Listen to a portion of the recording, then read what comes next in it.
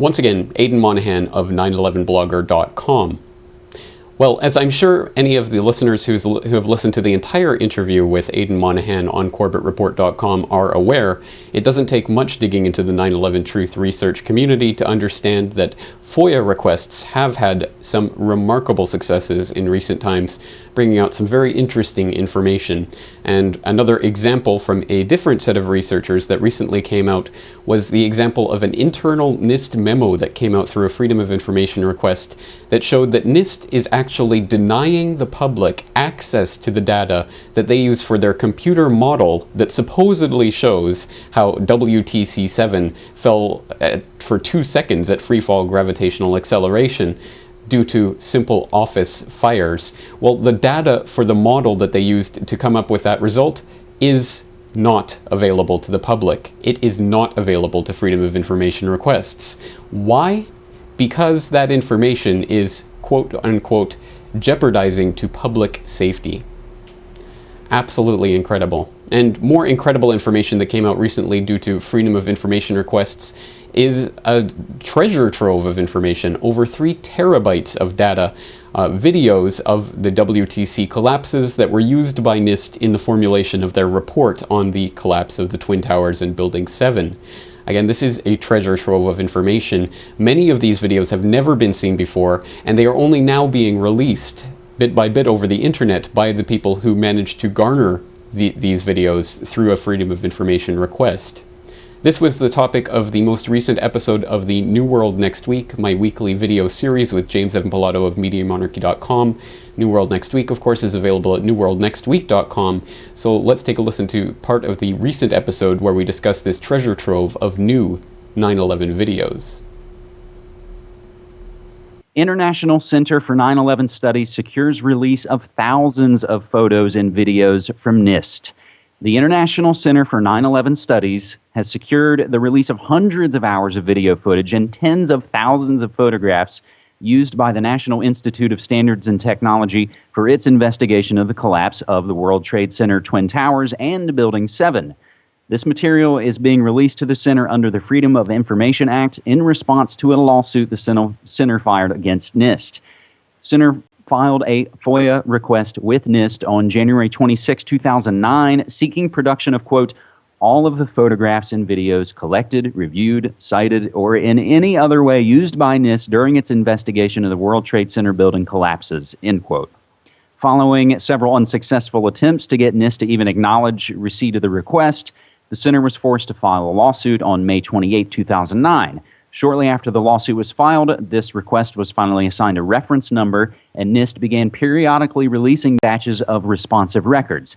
To date, the Center has received over 300 DVDs and several external hard disk drives that contain responsive records, more than 3 terabytes of data so far, and NIST has indicated that additional records will be released in the future.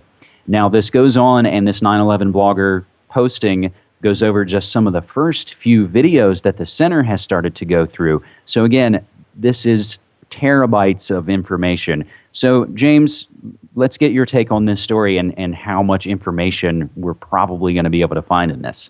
Right. Well, first, of course, this is another example of people taking Freedom of Information Act requests and getting an incredible treasure trove of data through that. So people who recently heard my interview with Aidan Monahan might recognize this coming out to the fore again. So my hat's off to everyone who's out there getting this type of information through these FOIA requests. But as for this particular data set that they've managed to uncover, 3 terabytes of data is incredible. And of course, we're all looking forward to, I guess, sinking our teeth into the meat and potatoes when it's finally released, and people should take a look at 911datasets.org, where I guess eventually this will all be put up as a downloadable BitTorrent, and there will be different ways of getting this information. But suffice it to say, just the first few videos that they've posted up are already extremely interesting. Some interesting videos of the collapses, and especially of explosions and things happening right before the collapses.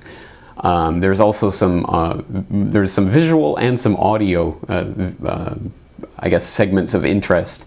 And one of the things that I found interesting was that there are a few videos of the WTC-7 collapsing that seem to have been edited by NIST to actually exclude the moment of the initiation of the collapse. So there's a couple of videos where it's a stationary shot, and the camera will be taking the building, and then it suddenly cuts to the building already starting to fall. So there's definitely been some editing going on, and there's even a couple of videos where the audio of the collapse is missing, but then the audio kicks in after the collapse is finished, which is highly suspicious, to say the least, considering NIST's main position is that there is no evidence whatsoever for explosions. Well, how can we know that if they've edited out the audio or edited out the beginning of the collapse? So again, just extremely interesting things to take a look at, and I certainly hope people will take a look at this blogger post to start looking through the videos for themselves. Absolutely. Well, and I think one of the comments already there does note that, well, and I'll first say that the center has said the things they're putting out is exactly how they've received them from NIST. They haven't edited them except to maybe take a smaller extract. But there was a comment that noted that, of course, light travels faster than sound, so you're going to see it before you hear it. So again, there's just a massive amount of information, and especially Building 7, and that ties in with, of course, all the things we know and don't know about the case of Barry Jennings. It also coincides with the buildingwhat.org campaign from nyccan.org, trying to get a commercial running to get folks asking the question, building what? So again, James, as we head into the 9th anniversary, and I know you have, again, as we've mentioned, you've got a massive 9/11 9th anniversary episode you're working on. And yeah, you just talked about FOIAs and Aidan Monahan, and I think all of these things are ultimately good news. I think so too. Ultimately, it shows that we are winning and we are prying out more information. And remember, I mean, it was over a decade before the public saw the Zapruder film with JFK, so there might still be that film out there that we haven't seen yet.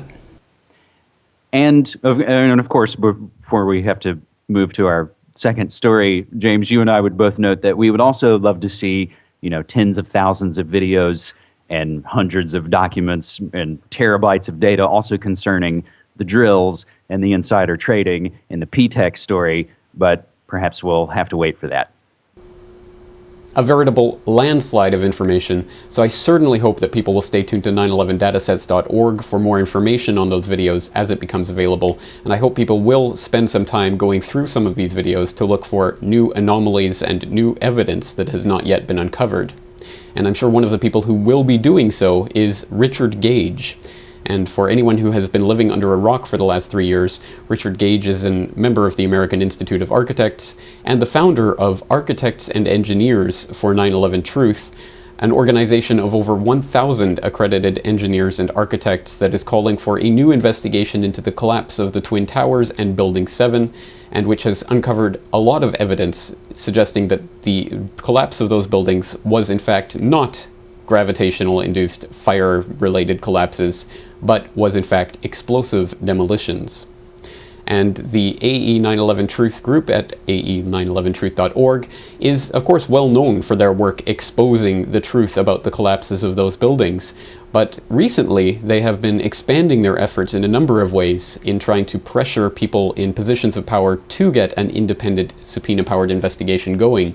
And there's been a lot of very interesting ideas being put out by AE 9/11 Truth for action items, things that people who subscribe to their emailing list can do to actually help to affect real change in the actual world. And that is always a good thing. So I'm very interested in these action items that AE 9/11 Truth has been putting out recently, and for that reason, I recently had the chance to talk to Richard Gage, AIA, about AE 9/11 Truth in general, but also these action items in particular, and how people can actually help to affect change in the system.